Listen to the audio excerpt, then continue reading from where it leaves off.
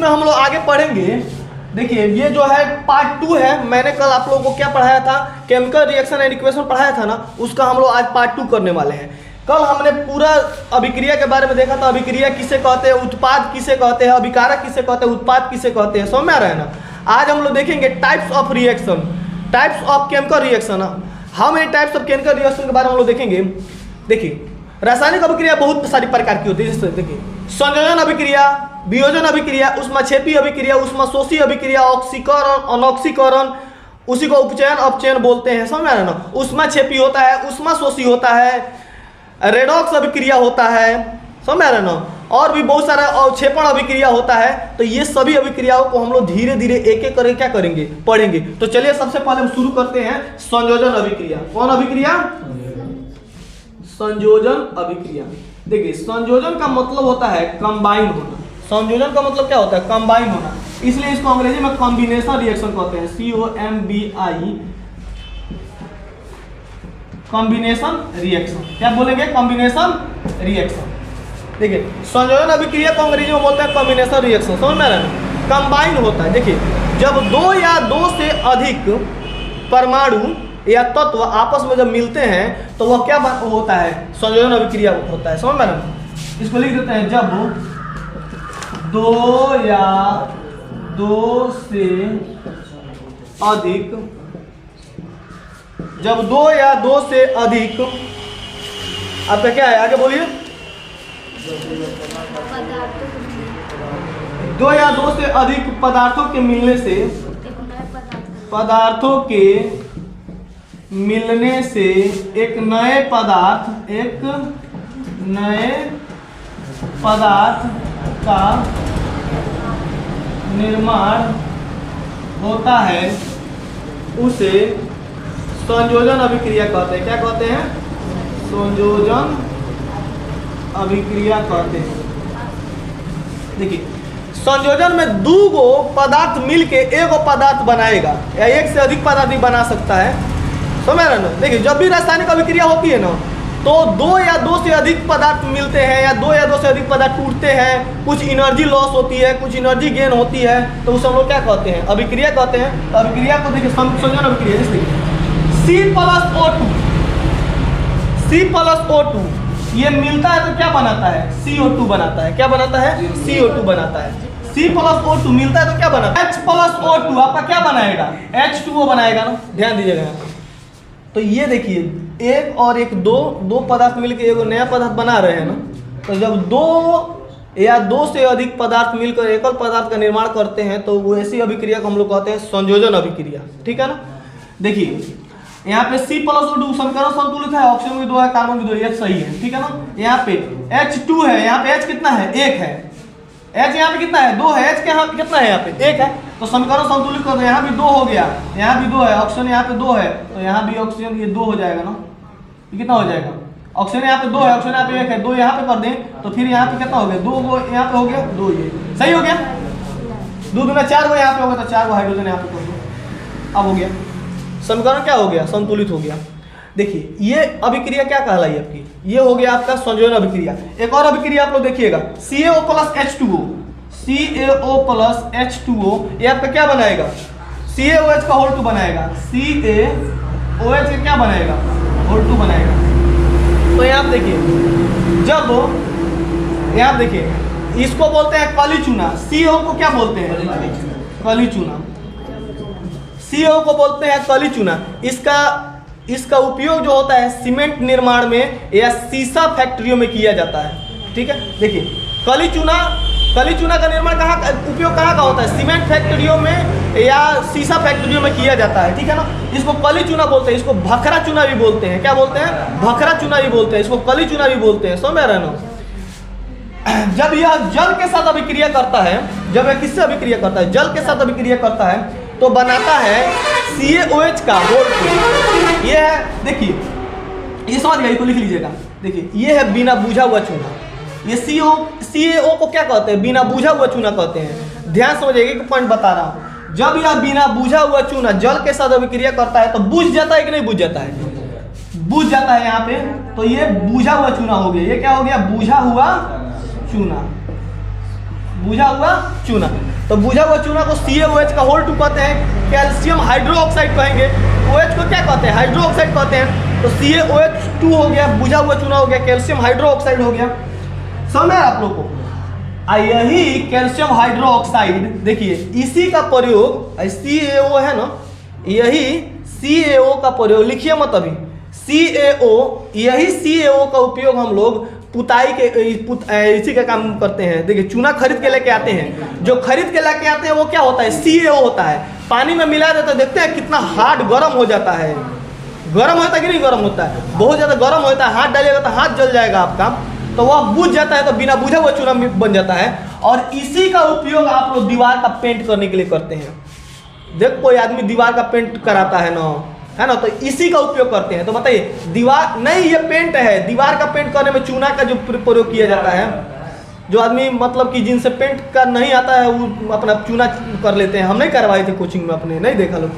तो देखो यहाँ पे CaOH का होल 2, इसका उपयोग कहाँ पे होता है, दीवार का पोताई करने में होता है। इसका कि इसका भाई, इसका उपयोग होता है, इसका नहीं।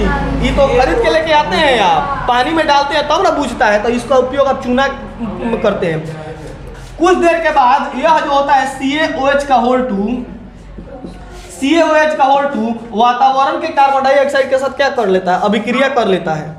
ठीक है, देखिएगा ये तो पोत दिए आप, पोत दिए, दीवार में पोत दिए। पोतने के बाद क्या होता है, कुछ देर के बाद वातावरण में कार्बन डाइऑक्साइड परसेंट 0.03% है, उससे रिएक्शन कर लेता है और रिएक्शन करके बना देता है CaCO3। क्या बनाता है, CaCO3, और जल दे देता है। क्या देता है, जल दे देता है। तो यह CaCO3 चमकता है, या क्या करता है, चमकता है। इसको हम लोग संगमरमर भी कहते हैं, संगमरमर।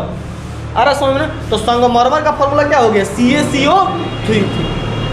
तो यही एकदम व्हाइट हो जाता है। आप लोग देखिएगा जब आप चूना को पेंट कीजिएगा ना, तो वो उस समय नहीं चमकेगा, एक दिन के बाद भी नहीं चमक उठाएगा, 2-3 दिन के बाद खूब चमक उठा लेता है, क्योंकि जितना अभिक्रिया करेगा ना कार्बन डाइऑक्साइड के साथ उतना ज़्यादा चमक देता है। तो ये समझ में आ गया। देखिए जितना भी संयोजन अभिक्रिया होता है, ये सारा अभिक्रिया ऊष्माक्षेपी अभिक्रिया होता है। ये सारा अभिक्रिया क्या होता है, ऊष्माक्षेपी अभिक्रिया होता है। मेरी बात ध्यान समझ, जितना भी कॉम्बिनेशन रिएक्शन होता है वो सारे कॉम्बिनेशन रिएक्शन ऊष्माक्षेपी होते हैं, यानी एक्जोथर्मिक होते हैं, है ना, एक्जोथर्मिक रिएक्शन होते हैं, यानी उसमें ऊष्मा बाहर निकलती है। इसमें बताइए हिट बाहर निकल रहा था कि नहीं निकल रहा था, इसमें हिट बाहर निकल रहा था, ऊर्जा बाहर निकल रही नहीं निकल रही थी, ऊर्जा बाहर निकल रही थी ना।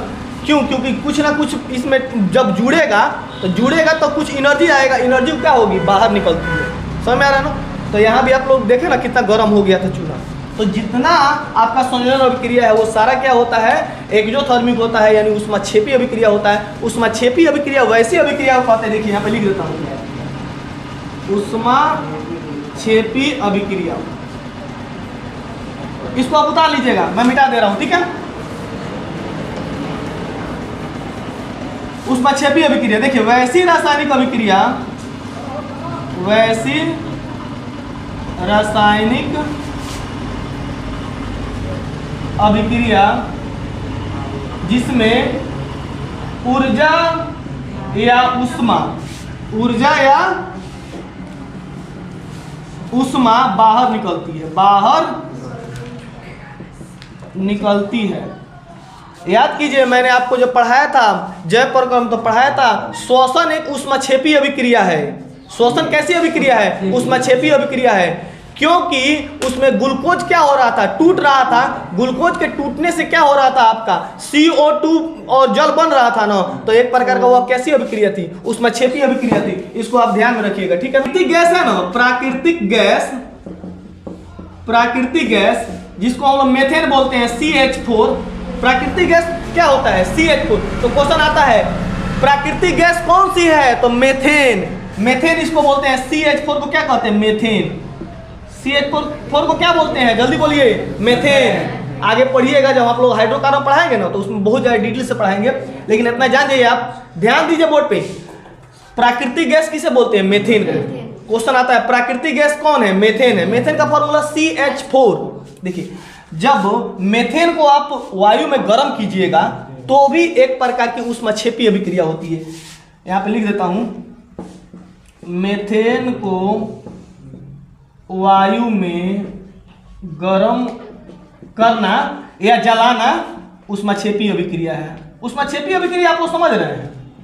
अरे ऐसी रासायनिक अभिक्रिया जिसमें ऊष्मा बाहर निकलती है, ऊष्माक्षेपीय अभिक्रिया है।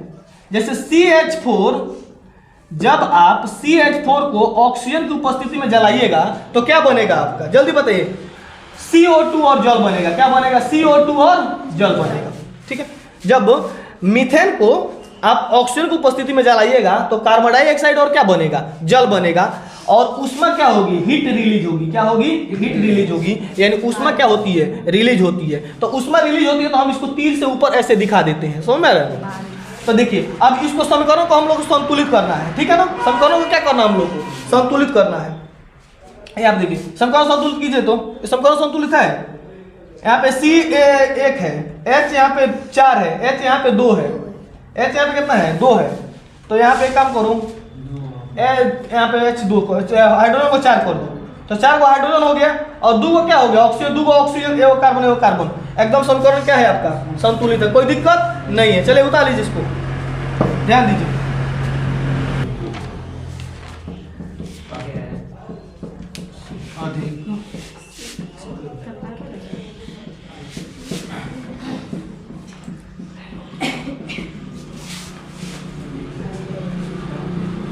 आप देखिएगा ध्यान से।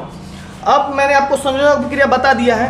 अब आपको मैं बताता हूँ वियोजन अभिक्रिया, डीकम्पोजिशन रिएक्शन क्या होता है। देखिए, उसमें होता था 2 या 2 से अधिक पदार्थ जुड़कर एक नया पदार्थ बनाता था। इसका सेम टू सेम उल्टा कर दीजिए तो एक पदार्थ टूटकर 2 या 2 से अधिक पदार्थ बनाएगा। देखिए, कॉम्बिनेशन में जुड़ना में 2 को जुड़ के एगो बनाता था, और टूटना में क्या करेगा? एगो टूटेगा तो क्या बनाएगा? 2 को बनाएगा। आ रहा समझ में? जैसे कि मान लीजिए A + B, A गुने B, A भी बनाता था। अब यहाँ पे क्या हो जाएगा? AB क्या हो जाएगा? A गुने B में टूटेगा। आ रहा समझ में? तो यही तो है वियोजन अभिक्रिया। वैसी रासायनिक अभिक्रिया जिसमें एक पदार्थ टूटकर 2 या 2 से अधिक पदार्थों का निर्माण करता है, उसे क्या कहते हैं? वियोजन अभिक्रिया कहते हैं, या डीकम्पोजिशन रिएक्शन कहते हैं। जैसे देखिए, CaCO3 को हम लोग चूना पत्थर भी कहते हैं। क्या कहते हैं? चूना पत्थर भी कहते हैं। चूना पत्थर हो गया, ये क्या हो गया? चूना पत्थर या संगमरमर। चूना पत्थर कहिए चाहे संगमरमर कहिए। जब ये संगमरमर टूटता है तो CO2 और क्या बनाता है? जल बनाता है। CO2 क्या बनाता है? जल बनाता है। कोई दिक्कत है? और आपको बताए हैं, कुछ देर पहले आपको बताए थे कि कैसे CaOH2 जब कार्बन डाइऑक्साइड के साथ अभिक्रिया करता है तो क्या बनाता है आपका? CaCO3 और जल बनाता था। तो वैसे ही CaCO3 जब चूना पत्थर टूटता है तो CO2 और क्या बनाता है? जल बनाता है। तो देखिए, एक पदार्थ टूट के 2 पदार्थ विभाजित हुआ कि नहीं हुआ? पहले ही बात बताइए। टूट के विभाजित हुआ ना, तो इसको कहेंगे वियोजन अभिक्रिया या अपघटन अभिक्रिया। विघटन अभिक्रिया, अपघटन अभिक्रिया, या इसको हम लोग जो है डीकम्पोजिशन रिएक्शन कहेंगे। इसी को ऊष्माशोषी रिएक्शन भी कहते हैं। जैसे वह ऊष्माक्षेपी अभिक्रिया था, इसमें ऊष्मा क्या होगा? शोषण होगा। समझ में आ रहा है? तो ये एग्जांपल अगर आपसे कहेंगे हम देने के लिए वियोजन अभिक्रिया का, तो आप कहिएगा सर CaCO3 टूट जाता है, CO2 और क्या बनाता है? जल बनाता है। यह कौन अभिक्रिया है? यह आपका वियोजन अभिक्रिया है, या अपघटन अभिक्रिया है, या विघटन अभिक्रिया है। समझ में आ रहा है ना? यह डीकम्पोजिशन रिएक्शन है, एक ही बात होता है सब। एक और देखिए, जब FeSO4 इंटू 7H2O को, इसको मैंने पहले से लिख दिया क्योंकि इसको समझाना है मुझे, लिखूंगा तो ज्यादा समय लगेगा लिखने में। ठीक है, देखो यहाँ पे FeSO4 इंटू 7H2O, इसको बोलते हैं हरा थोथा। हरा थोथा, ठीक है, इसको बोलते हैं हरा थोथा। उसी तरह CuSO4 इंटू 5H2O, इसको बोलते हैं नीला थोथा। क्या बोलते हैं? नीला थोथा। इसको तूतिया बोलते हैं, चुतिया नहीं, तूतिया। क्या बोलते हैं? तूतिया। तो CuSO4 इंटू 5H2O को क्या बोलते हैं? तूतिया बोलते हैं। इसको नीला थोथा बोलते हैं, और इसको क्या बोलते हैं? हरा थोथा। देखिए, जहां भी ये डॉट हो ना, जहां भी डॉट हो, इसको हम लोग क्रिस्टलीकरण का पानी कहते हैं। क्या कहते हैं? क्रिस्टल का पानी कहते हैं इसको। जब भी आपको 7H2O मिले, 5H2O मिले, 10H2O मिले, जैसे कि धोने वाला सोडा को क्या कहते हैं? Na2 सोडियम कार्बोनेट Na2CO3 और इंटू 10H2O इसको क्या कहते हैं? धोने वाला सोडा कहते हैं। क्या कहते हैं इसको? धोने वाला सोडा, धोबन सोडा कहते हैं। धोबिया लोग रखते हैं इसको, धोबिया सोडा भी कहते हैं। लोग पटक पटक कपड़ा इसको लगा के खींचते हैं। तो धोबन सोडा का फॉर्मूला क्या होता है? Na2CO3 into 10H2O। ये धोबिया सोडा हो गया। तो यहाँ पे क बाल्टी पानी बचा रहा है? 10 बाल्टी। तो धोबिया सोडा का फॉर्मूला क्रिस्टलीकरण में कितना पानी हो गया? 10 गो पानी का हो गया। इसमें कौ गो पानी हो गया? 7 गो। नीला तोता में 5 गो। समझ ना? तो क्रिस्टल का वाटर कहते हैं उसको। देखिए ये हरा तोता है ना। देखिए जब हरा तोता, ये हरा तोता जो होता है, जब इसको आप गर्म कीजिएगा, हरा तोता का आप क्या कीजिएगा? गर्म कीजिएगा, हीट कीजिएगा। जब हरा तोता को हम लोग हीट करते हैं, ठीक है, यहाँ पे देखिए, तो हीट करने के बाद यह अपने 7 गो अणु को क्या कर देता है? त्याग कर देता है और FeSO4 बनाता है, सोडियम सल्फेट बना लेता है। समझ ना? और ये सोडियम सल्फेट आपका रंगहीन हो जाता है। रंगहीन यानी रंगहीन का मतलब उजला हो जाता है। कैसा हो जाता है? उजला हो जाता है। समझ रहे हो? देखिए ये हरा तोता को हम क्या किए? गर्म किए। वो बर्नल पर ऐसे पकड़ के गर्म करेंगे। 2 ग्राम 4 ग्राम जितना मर्जी उतना गर्म कीजिए, कोई दिक्कत नहीं है। पर्सनली में रखिए चाहे कहीं भी रखिए। तो गर्म कीजिएगा यार, गर्म कीजिएगा तो यह 7 गो अपने जल के अणु को क्या कर देता है? त्याग कर लेता है और क्या बना देता है? FeSO4 बनाता है। FeSO4 कैसा हो जाता है? रंगहीन हो जाता है, उजला हो जाता है। तो आज कल क्वेश्चन यहाँ से पूछने लगा है कि बताइए जब हरा तोता को गर्म कीजिएगा तो जो FeSO4 प्राप्त होगा वह किस कलर का होगा? तो वह उजला कलर का होगा, कोई रंग उसका नहीं होगा। ठीक है ना? याद रखिएगा। अब क्वेश्चन का पैटर्न ही चेंज हो गया, कंपटीशन का जमाना आ गया है। समझ में ना? रट्टा मत मारे। हाई कहियो नहीं आएगा। वियोजन अभिक्रिया किसे कहते हैं? वो एग्जाम 10th के एग्जाम में आ सकता है कि इसको लिख सकते हैं, लेकिन जब आप कंपटीशन का एग्जाम दीजिएगा तो डायरेक्ट आपसे पूछेगा कैसा हो जाता है? रंग में परिवर्तन होता है। फिर ये कौ गो क्रिस्टल का वाटर का त्याग करता है? तो 7 गो। बच्चे को यही याद नहीं रहता है, 7 गो का त्याग करता है। समझ में ना? तो देखिए, और फिर दोबारा जब ये FeSO4 को आप गर्म कीजिएगा, ये तो एक बार रंगहीन बना दिया, लेकिन जब दोबारा FeSO4 को फिर गर्म कीजिएगा तो Fe2O3 बनाएगा। देखिए इसको बोलते हैं फेरस सल्फेट। Fe2O3 को क्या बोलते हैं? फेरस सल्फेट बोलते हैं। सॉरी, फेरिक सल्फेट, क्योंकि 3 है यहाँ पे। 3 रहेगा तो फेरिक सल्फेट बोलेंगे और 2 रहेगा तो फेरस सल्फेट बोलेंगे। लोहा का 2 गो संयोजकता होता है भाई। एक होता है फेरस और एक होता है फेरिक। फेरिक का 3 गो होता है, फेरस का 2 होता है। याद रखिएगा, लोहा का संयोजकता 2 होता है। एक होता है फेरस, एक होता है फेरिक। फेरस जब रहेगा तो 2 होगा, फेरिक रहेगा तो 3 होगा। फेरिक रहेगा तो 3 होगा, फेरस रहेगा तो 2 होगा। तो यहाँ पे कितना है? 3। फेरिक है कि फेरस है? फेरिक है। तो जो फेरिक ये जो ऑक्साइड बनेगा, फेरिक ऑक्साइड, इसका रंग कैसा हो जाएगा? भूरा हो जाएगा। बताइए फेरिक ऑक्साइड का रंग कैसा होगा? भूरा होगा। FeSO4 का जब विघटन होगा, उष्मा जब देंगे, उसको हीट करेंगे आप, तो Fe2O3 बनेगा। वो कैसा होगा? भूरा होगा। और ये जो SO2 बनेगा, और क्या बनेगा? SO2 को सल्फर डाइऑक्साइड गैस कहते हैं। SO2 को क्या कहते हैं? सल्फर डाइऑक्साइड गैस कहते हैं। जितना भी ये जो आपका गाड़ी चलता है ना, सब में SO2 निकलता है। समझ रहे ना? तो SO2 सल्फर डाइऑक्साइड गैस और SO3 बनता है सल्फर ट्राइऑक्साइड गैस। समझ में? ये 3 गो है तो ट्राई और 2 गया तो di. Sulphur di, sulphur tri, sulphur dioxide gas, sulphur trioxide gas निकलता है। आ रहा समझ में? नेक्स्ट देखिए वैसी रासायनिक अभिक्रिया। एक और यहाँ पे टॉपिक लिख सकते हैं आप कि वैसी रासायनिक अभिक्रिया, वैसी रासायनिक अभिक्रिया नहीं दिखाई दे रहा है, जो ऊष्मा के उपस्थिति में टूटे, उसे ऊष्मीय विघटन कहते हैं। ऊष्मीय विघटन अभिक्रिया कहते हैं। एक चीज और याद रखिए। अरे यहाँ पे देखो ना भाई, यहाँ पे देखो ना, तुम लोग कहाँ देख रहा है? ये क्या आप कुछ लिखे थे का? NO2 के प्लस में कुछ लिखे थे का यहाँ पे? ठीक है, रुको ना एक मिनट। वैसी रासायनिक अभिक्रिया जो ऊष्मा की उपस्थिति में टूटती है, यहाँ पे देखिए, वैसी रासायनिक अभिक्रिया जो ऊष्मा की उपस्थिति में टूटती है उसे क्या कहते हैं? ऊष्मीय विघटन कहते हैं। ऊष्मीय, अब क्वेश्चन पूछ देगा, आप तो पढ़े हैं विघटन अभिक्रिया, वैसी रासायनिक अभिक्रिया जिसमें एक पदार्थ टूट कर दो या दो से अधिक पदार्थों में विघटित हो जाता है। अब क्वेश्चन कह देगा ऊष्मीय विघटन क्या है, आपका दिमाग चकरा जाएगा। तो एक अभी कथी है? अरे भाई कुछ भी नहीं है, वैसी रासायनिक अभिक्रिया जो ऊष्मा की उपस्थिति में क्या हो, टूटे, उसे क्या कहेंगे? ऊष्मीय विघटन कहेंगे। प्रकाश की उपस्थिति में टूटता है तो प्रकाश विघटन कहेंगे, समझ रहे ना? तो जिसकी उपस्थिति में टूटता है उसका नाम देके बना देते हैं, ठीक है ना? देखिए, तो हीट के टूट रहा है ना, हीट पर, तो इसको ऊष्मीय विघटन अभिक्रिया कहेंगे। इस अभिक्रिया क्या कहेंगे? ऊष्मीय विघटन अभिक्रिया कहेंगे। हालांकि यह विघटने अभिक्रिया है, आप एग्जाम्पल में लिख दीजिएगा इसको भी ना विघटन अभिक्रिया, तो वो बिल्कुल सही है, 110% सही है।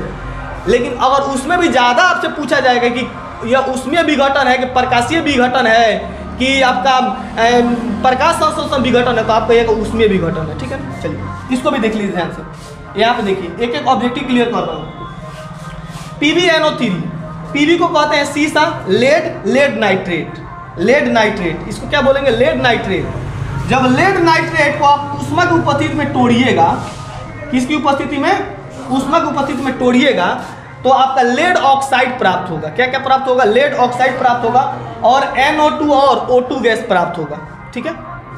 जब 2 ग्राम लेड ऑक्साइड को, लेड नाइट्रेट को आप परखनली में रख के थोड़ा सा गर्म कीजिएगा ना, जब 2 ग्राम लेड नाइट्रेट को आप परखनली में रख के थोड़ा सा गर्म कीजिएगा, तो गर्म करने के पश्चात, गर्म कीने का तो क्या होता है? ऊष्मा देना। जब ऊष्मा दीजिएगा तो आपको क्या बनेगा? लेड ऑक्साइड प्राप्त होगा, लेड ऑक्साइड प्राप्त होगा और NO2 प्राप्त होगा। और कौन गैस प्राप्त होगा? Oxygen gas. इस ऑक्सीजन गैस की पहचान आप कैसे कीजिएगा? इस ऑक्सीजन गैस की पहचान आप कैसे कीजिएगा? हम वैसे करेंगे, हम इसके पास जलती हुई मोमबत्ती ले जाएंगे और जलती हुई मोमबत्ती ले जाने पर और ही धड़ाक से जलने लगेगा, तो हम कहेंगे वह गैस कौन सी गैस है? ऑक्सीजन गैस है। पटाक पटाक जलेगा तो हाइड्रोजन गैस है, धड़ाक से जलेगा तो ऑक्सीजन गैस है। समझ रहे ना? ऑक्सीजन क्या होता है? ऑक्सीजन किसी भी पदार्थ को जलने में क्या करता है? मदद करता है ना।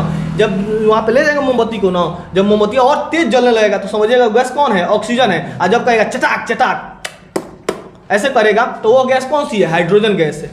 आप समझ रहे ना? जब फटफट के जलेगा तो हाइड्रोजन गैस है। चलिए समझ में आ गया? तो देखिए यहाँ पे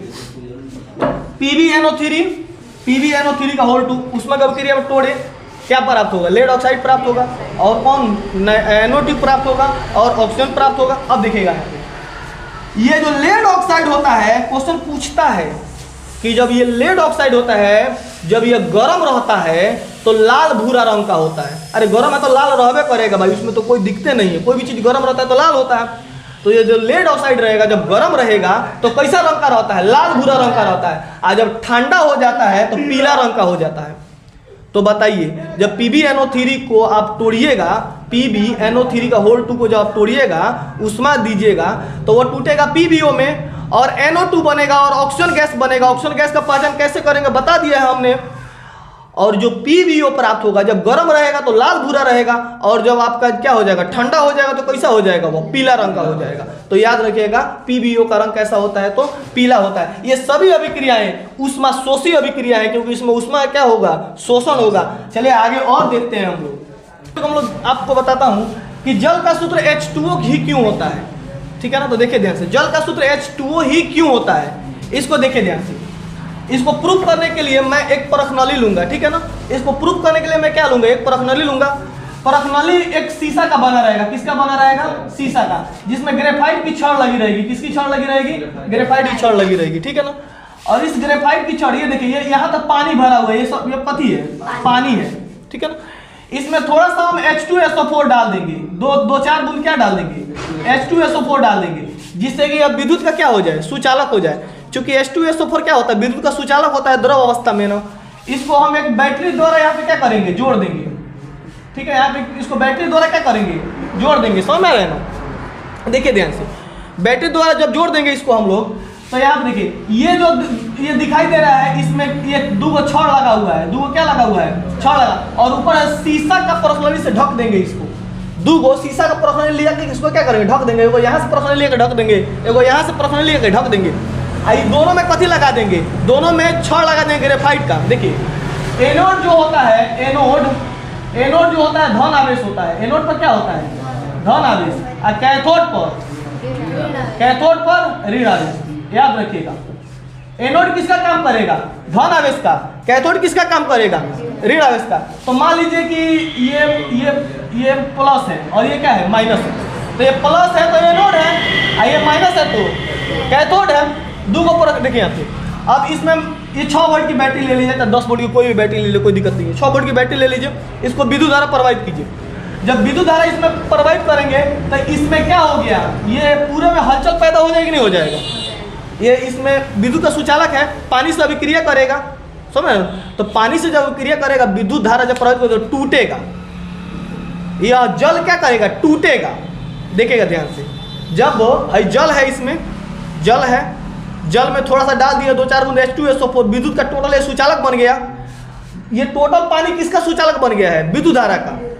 और जब उसमें वोल्ट बैटरी से जब जोड़े, जो हम उसमें बैटरी से करंट देंगे तो वो क्या हो जाएगा टूटेगा। क्या होगा टूटेगा। आ रहा समझ में ना।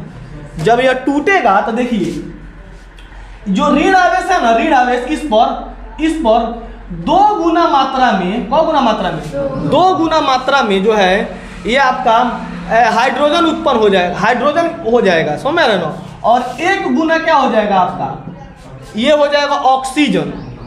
1 गुना क्या हो जाएगा ऑक्सीजन, और 2 गुना क्या पैदा हो जाता है हाइड्रोजन, समझ रहे ना।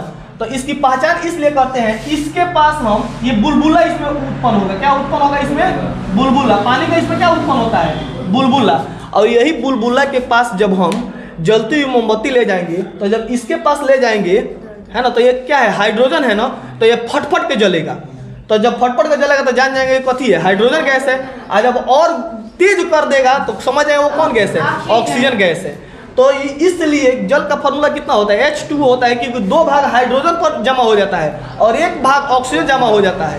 ऋण आवेश पर 2 जमा हो जाता है और धन आवेश पर 1 जमा हो जाता है। तो कहते हैं H2O हाइड्रोजन 2 ऑक्सीजन 1, तो जल का सूत्र कितना हो जाता है H2 हो जाता है। देखिए जब H2O को हम तोड़ेंगे किसकी उपस्थिति में विद्युत धारा, जल ऐसे नहीं टूटता है। जल को तोड़ने के लिए इलेक्ट्रिक करंट उसमें देना पड़ता है, ठीक है ना। जल चाहे NaCl ऐसे नहीं टूटता है, उसको हम लोग इलेक्ट्रिक करंट से तोड़ते हैं। जल को किससे तोड़ते हैं इलेक्ट्रिक करंट से तोड़ते हैं। देखिए इलेक्ट्रिक करंट दिए तबे ना टूटा था यार, तबे ना यहाँ पे 2 भाग और यहाँ पे 1 भाग बनाया था। तो जब ये टूटता है तो क्या बनाता है, जल टूटेगा तो हाइड्रोजन ऑक्सीजन बनाएगा, H+ क्या बनाएगा O2 बनाएगा। देखिए समीकरण संतुलित है नहीं है, ये H2 है, यहाँ पे 2 देना पड़ेगा, ये O2 है और ये कितना है, अरे H2 है तो 2 हो गया, और O2 यहाँ पे है तो ये कितना हो गया 2, तो 2 गुना 4 है तो यहाँ भी कितना दे देंगे हो गया, समीकरण संतुलित हो गया। तो मेरी बात समझिए, जल ऐसे टूटेगा नहीं टूटेगा, क्या देंगे विद्युत धारा देंगे ना। जैसे कि NaCl को तोड़ रहे हैं हम, NaCl को तोड़ रहे हैं तो इसको भी विद्युत धारा देंगे ना भाई, क्या देंगे विद्युत धारा, तभी ना टूटेगा, Na+Cl में टूटेगा, समझ रहे ना, Na+Cl में टूटेगा। तो एक निष्कर्ष निकलता है कि वैसी रासायनिक